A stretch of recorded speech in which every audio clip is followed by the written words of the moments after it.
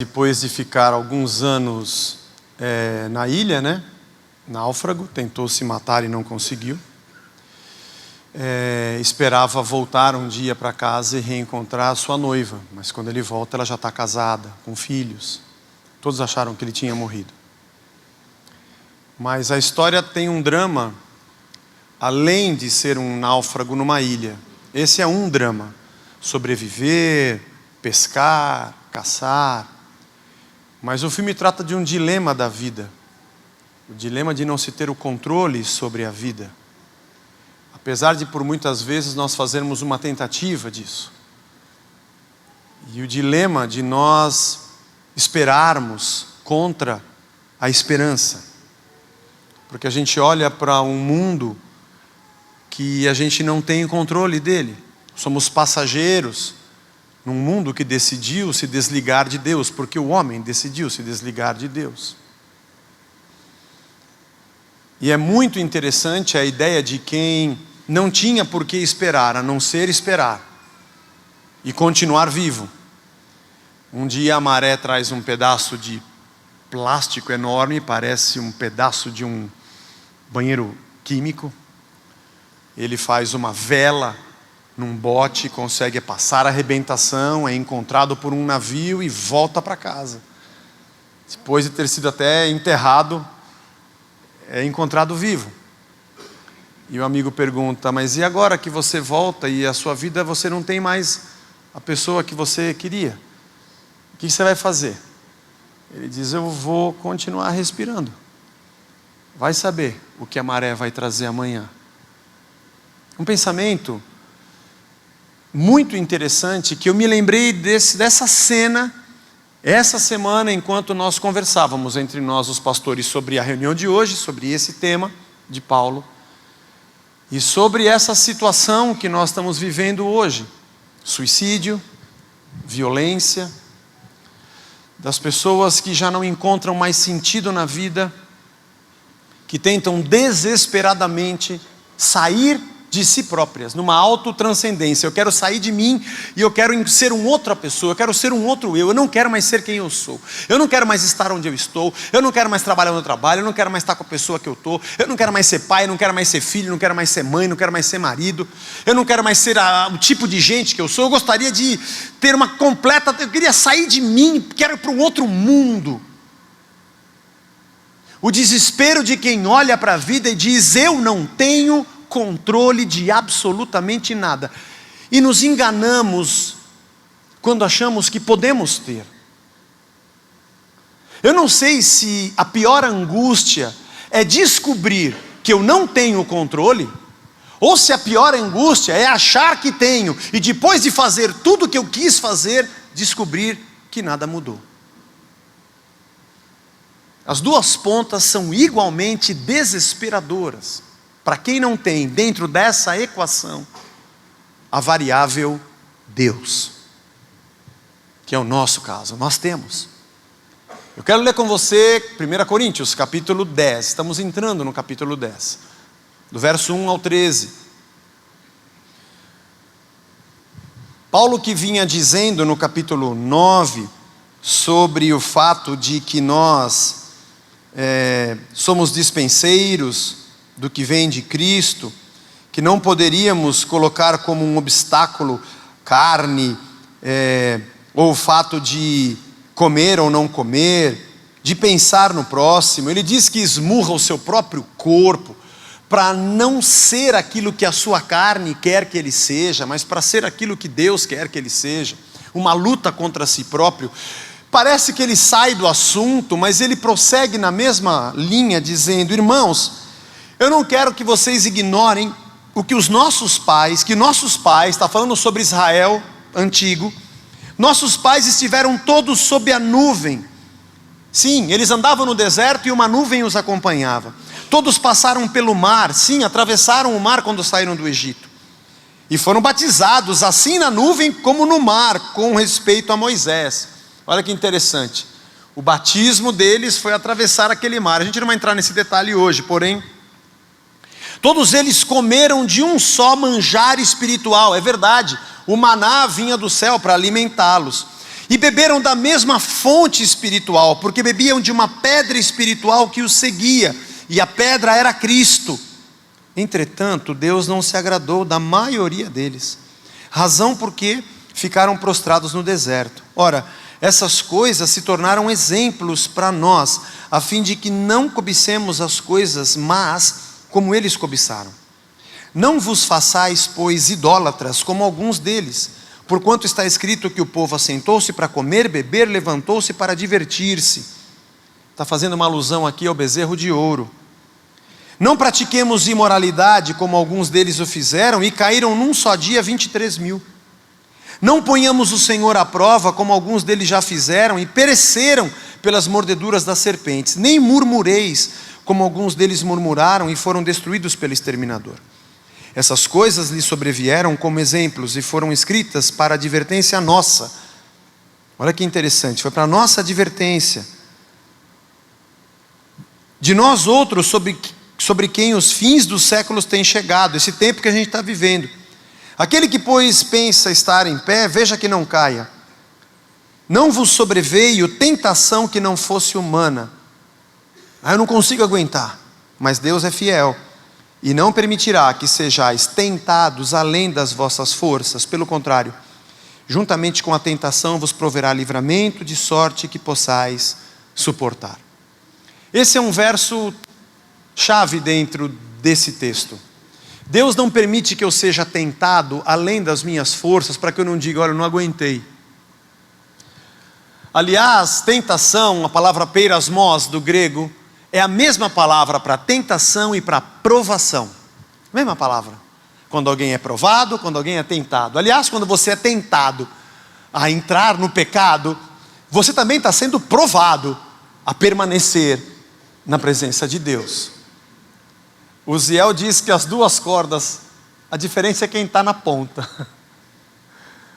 Se é Deus está te provando ou o diabo te tentando, mas a opção da decisão é a mesma. E por que Paulo está dizendo isso?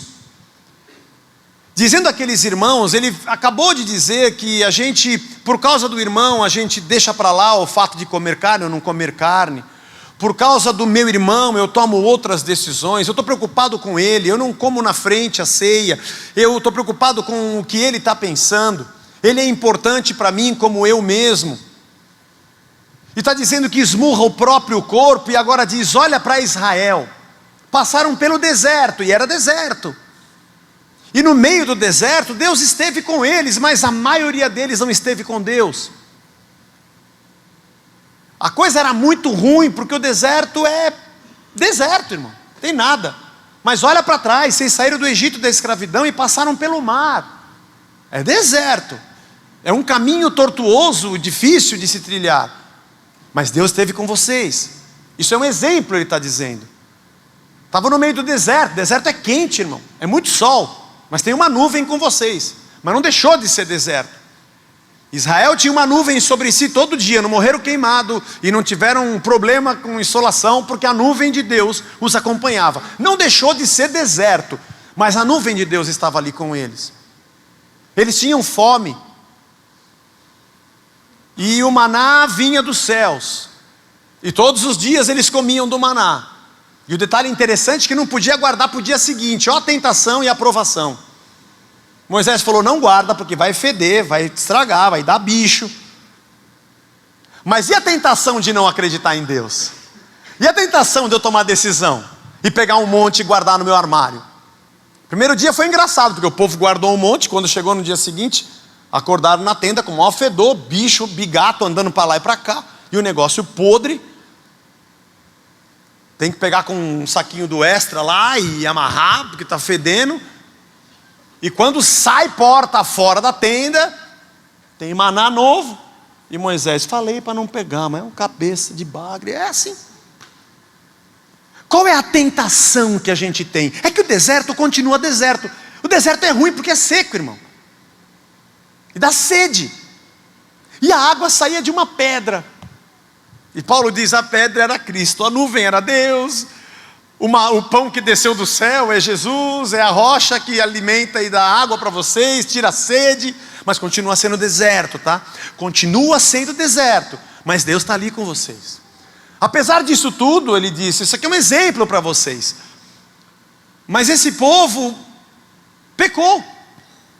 E esses textos, ou melhor, esses exemplos que Paulo cita aqui, primeiro da idolatria, que é Êxodo capítulo 32, ele cita que eles fizeram um bezerro de ouro e depois assentaram, comeram e festejaram, enquanto Moisés estava no topo do monte, recebendo as tábuas da lei. Porque no meio da dificuldade você é tentado a arrumar um outro Deus. E achar que está tudo errado, que a fé não existe, que Deus não existe. Você nunca pensou nisso? Ou só eu pensei nisso? Mas você é pastor, você não pensa nisso. Claro que pensa, irmão. Você acha que eu nunca tive dúvida de falar, Senhor, será que eu sou louco? O Senhor existe? Alô, tem alguém aí?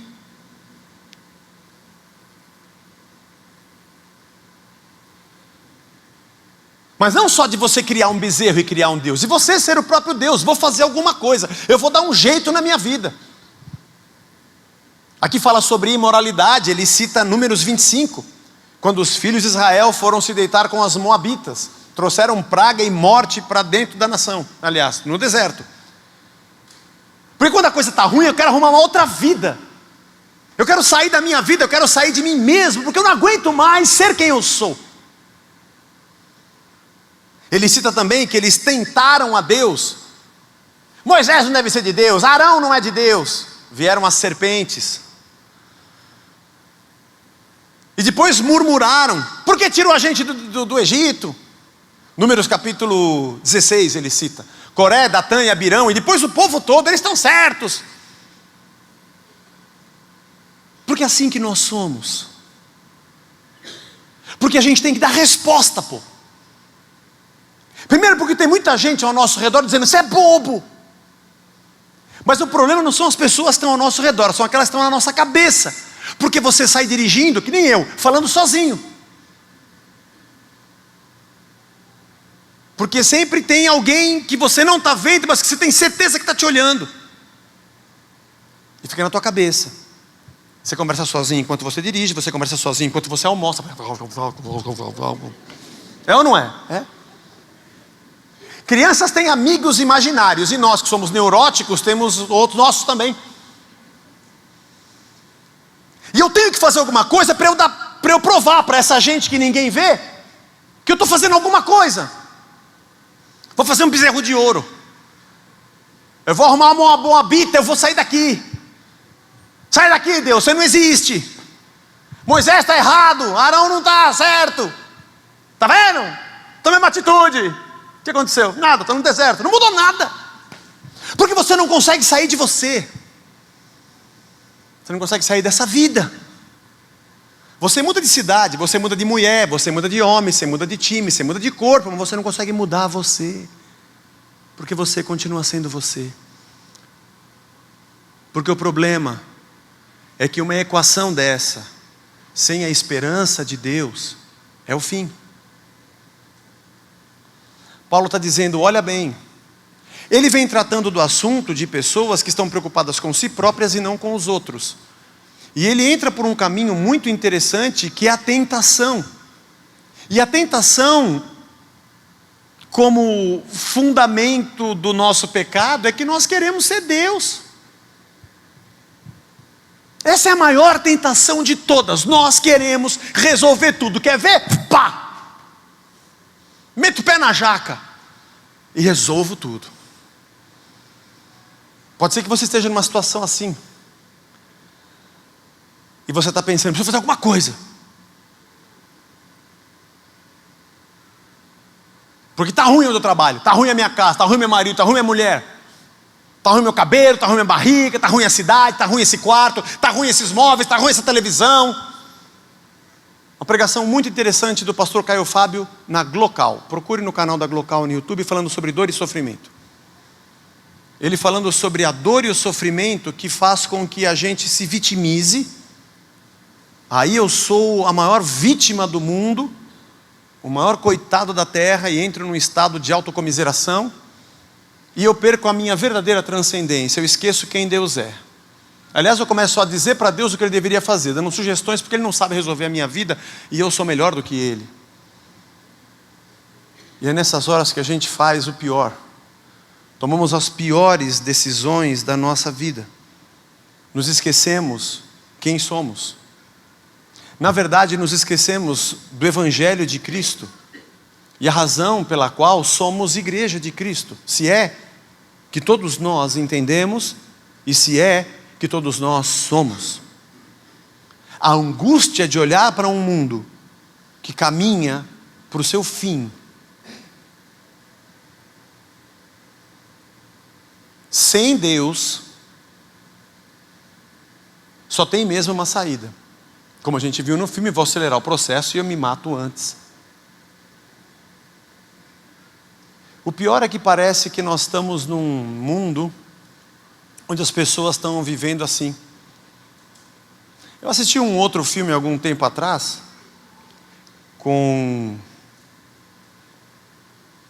Puxa, irmãos, eu com nome de ator sou um problema.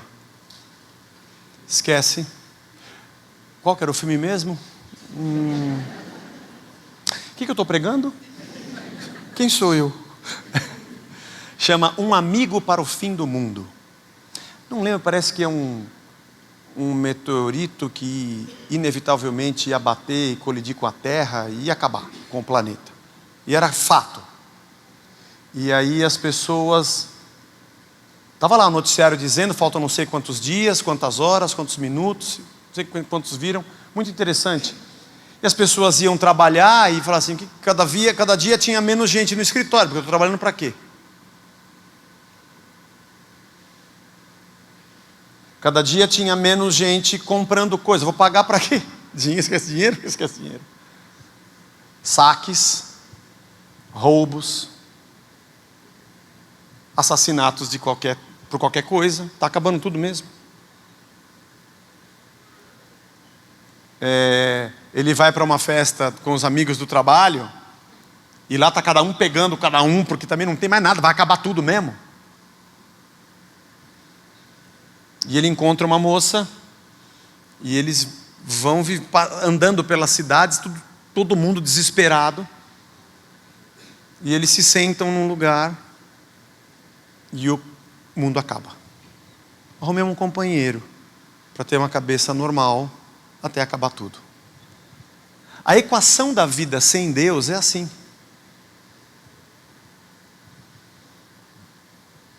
A razão de ter um destino é a mesma razão de crer que eu tenho uma origem.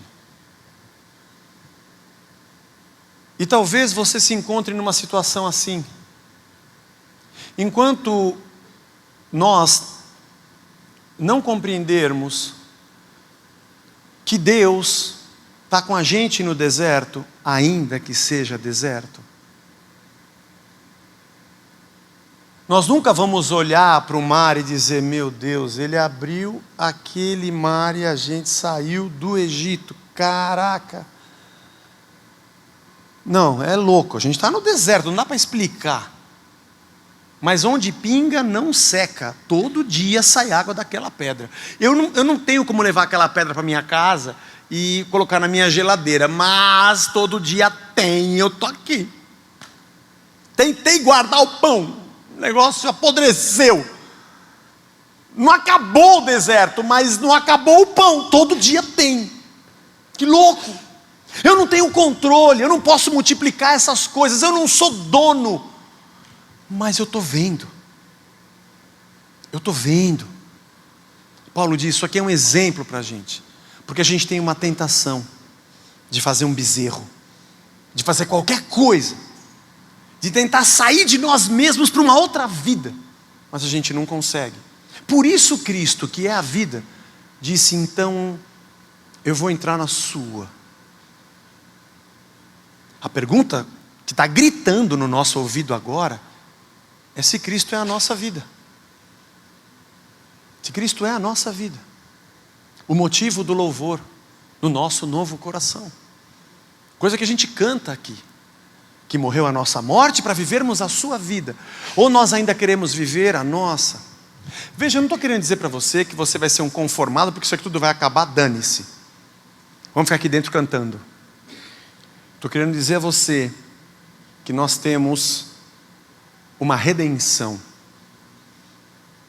que já está sinalizada agora através do reino de Cristo que chegou entre nós e dentro de nós. Nós temos o Senhor que mata a nossa fome, mata a nossa sede. Como suspira a corça pelas correntes das águas, assim a minha alma também tem sede de Deus.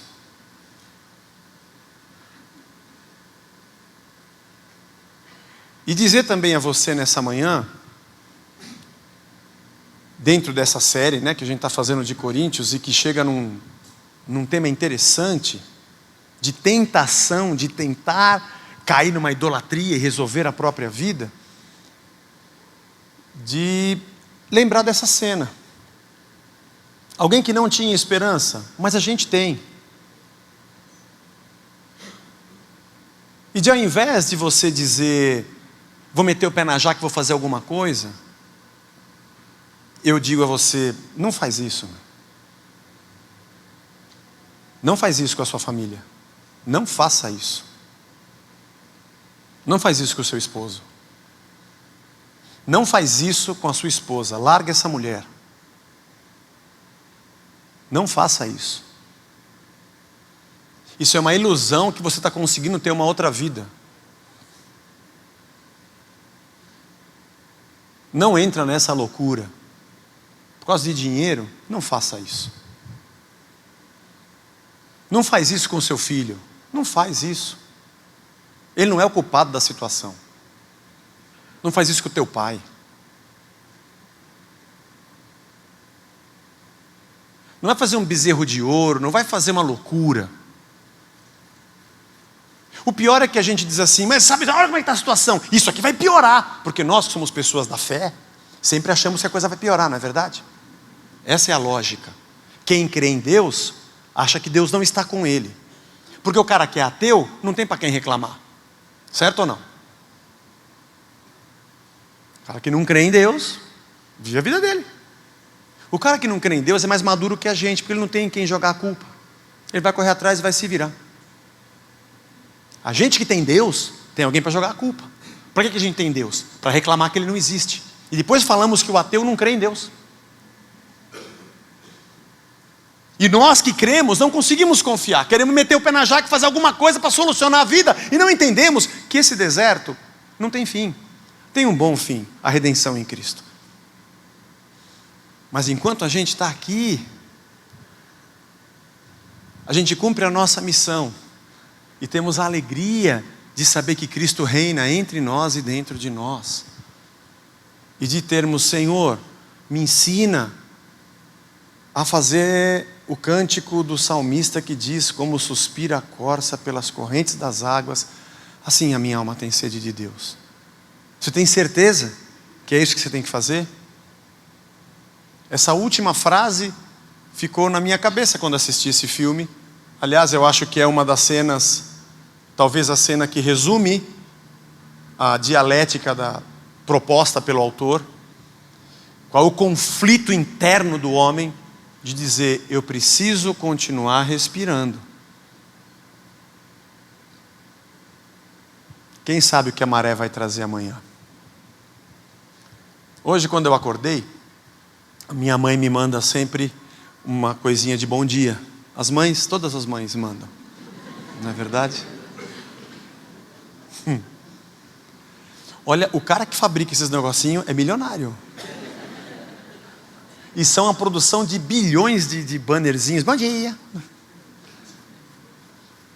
E hoje ela me mandou uma, mas ela mandou uma com uma foto que ela tirou lá da cozinha dela. Ela tem uma planta, flor de maio. Sabe flor de maio? Então, aí brotou umas flores. E ela mandou assim para mim, olha. Eu olhei a foto.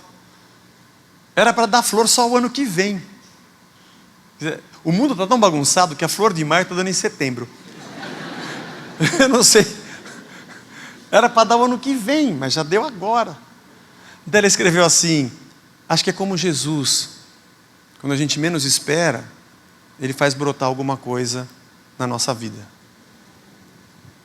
Daí eu acordei e falei assim, obrigado Senhor, porque é exatamente isso que eu vou pregar hoje de manhã. Você sabe se não vai ter uma flor de maio brotando em setembro? Ó, irmão, eu não estou fazendo aqui pregação triunfalista, você vai vencer, vai estar tudo certo, porque eu não gosto dessas coisas. E você sabe como eu não gosto. Mas eu também não estou dizendo para você, ó, dá um tiro aí que acabou. Também não é isso. O que eu estou dizendo a você é que Deus nos quer aqui para continuar respirando. No meio de tudo que está caindo e ruindo, sermos sal e luz. Sermos os pacificadores. Como diz Paulo, sendo grego para com os gregos, romano para com os romanos, para de todas as formas salvar alguns. E dizer a um Senhor que habita aqui entre nós. E eu queria dizer para você nessa manhã, de maneira bem simples, não faz isso.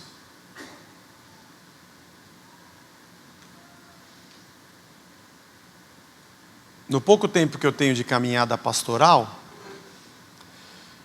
eu já pude encontrar pessoas em aconselhamentos que disseram, eu vou fazer.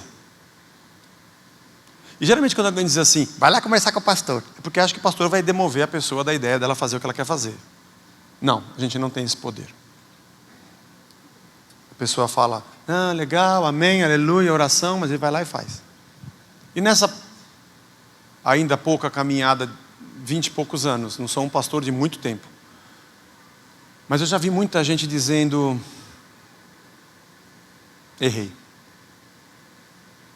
Não mudou nada. Na hora eu me senti liberto, porque eu provei para todo mundo que eu podia fazer o que eu queria fazer, mas eu continuo sendo eu.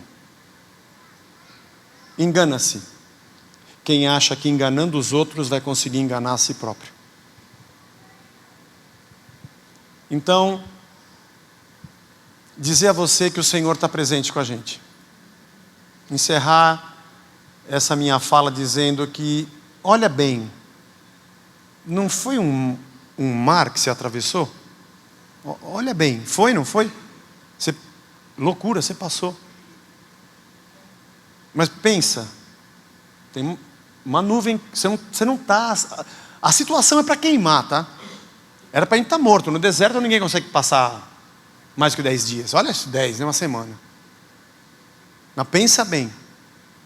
Estar muito tempo nesse deserto que você está, é cansativo por um lado, mas é um milagre por outro, porque ninguém sobreviveria a isso. Ao invés de eu murmurar, ao invés de eu me prostituir, ao invés de eu querer ser Deus ou criar um bezerro para mim, talvez olhar para a nuvem e falar, obrigado, Senhor. O Senhor está aqui. Cada vez que eu pegar uma cuia d'água que sai de uma pedra, eu vou falar, Jesus. Cada vez que eu pegar um pedaço daquele pão, que está ruim, ainda é deserto, mas ele está ali todo dia. Eu dizer, pão vivo que desceu dos céus, obrigado, Senhor. E a gente poder atravessar, enquanto somos assistidos por uma infindável nuvem de testemunhas. E a maneira que a gente age e reage é diferente daqueles que vivem uma equação sem a variável Deus. E possamos nos curvar a Ele para dizer, Senhor, eu creio mesmo que o Senhor está comigo. E eu vou seguir mesmo. Vou vencer essa tentação, porque o Senhor está comigo. Na nuvem, na água, no mar, no deserto. Dá para suportar. Continua respirando aí, irmão. Para quem luta sem ter esperança, deve ser difícil, mas está melhor que a gente. Porque a gente sabe o Deus que a gente crê. E que de verdade, na nossa maré amanhã, Ele sempre tem uma saída. Continua respirando. Creia e siga, porque Deus é bom. A sua bondade é infinita, a sua misericórdia dura para sempre.